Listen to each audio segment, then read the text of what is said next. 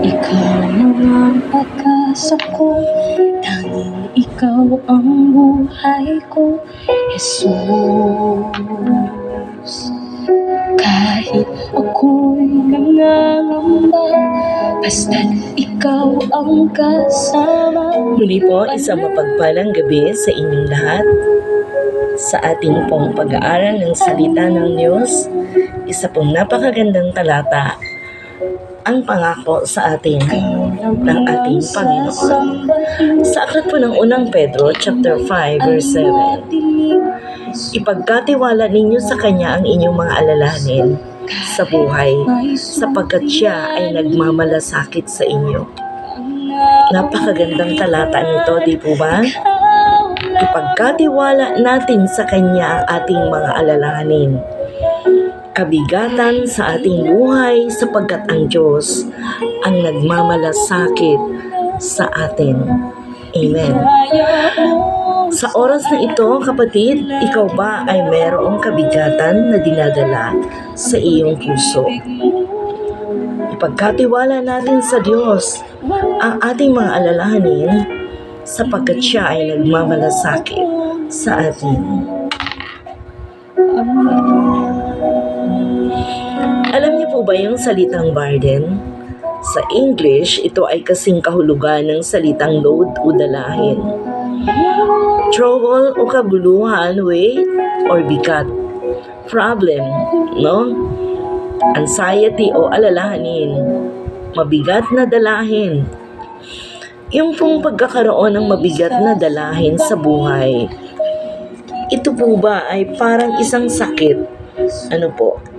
At sa sandaling humantong ang tao sa kakapusan ng kakayahan na dalhin ang mabigat na pasanin, doon dumarating yung panghihina, at sa panghihina, yung pong kawalan ng pag-asa.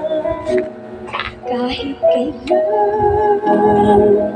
di ka nakulang, biyaya mo sa akin laging laan.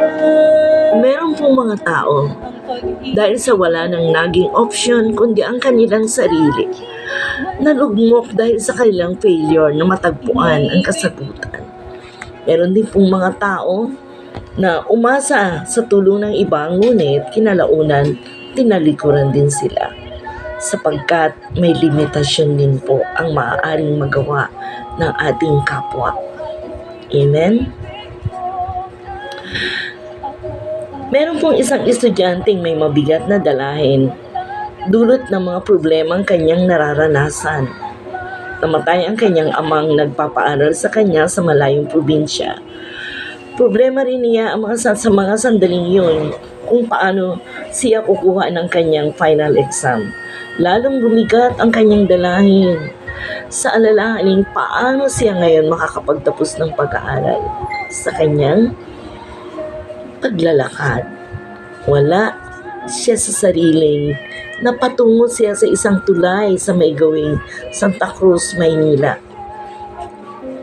Aba, itatangkain na lamang sana niyang tumalon sa tulay upang magpakamatay. Bigla niyang nakita sa isang building ng isang paaralan ang mga salita, "Look up, young man, look up." Ayan. Bigla siyang napaisip, tumingala at naalaala na meron nga palang Diyos na maaari niyang tawagin. Wala nang ibang tutulong at the end of your rope. God, who is almighty and powerful, is willing to help us in carrying our burden. Ang sabi po sa aklat ng Mateo chapter 11 verse 28, "Lumapit kayo sa akin, kayong lahat na nahihirapan at nabibigat ang lubha sa inyong pasanin, at kayo ay bibigyan ko ng kapahingahan." Why cast our burden to God? Pinapalapit po niya tayo. tayong lahat na nahihirapan at nabibigatan sa ating mga pasanin, at bibigyan niya tayo ng kapahingahan. May kakayahan ang Diyos na tulungan tayo sa pagpasan ng ating dalahin. Kung ang dalahin natin ay ilalagak sa Diyos at hindi sa sariling kakayahan, tiyak na may mararanasan tayo kaginhawahan. May kapangyarihan at kakayahan ang Diyos na tulungan tayo sa panahong tayo ay dumaranas ng mabibigat na pasanin sa buhay. Bibigyan tayo ng Diyos ng kapahingahan sa sandaling kilalanin natin ang tulong na nagbubuhat sa Kanya.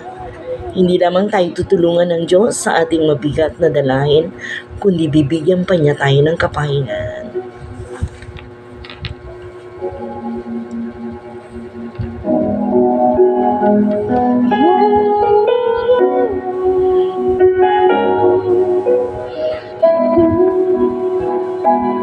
Sa iyo tanging ilalagak ang aming mga dalahin at pasanin sapagkat ikaw ang aming Diyos, tapat at lubos na nagmamahal sa amin.